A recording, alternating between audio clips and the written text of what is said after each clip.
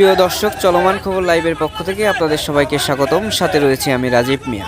দর্শক, খায়রুল ইসলাম রোমানের নেতৃত্বে বাংলাদেশ জাতীয়তাবাদী দল বিএনপির ভাইস চেয়ারম্যান জনাব তারেক রহমানের আগামী 25শে ডিসেম্বর স্বদেশ প্রত্যাবর্তন উপলক্ষে ফরিদপুরে অভিনন্দন মিছিল অনুষ্ঠিত হয়েছে।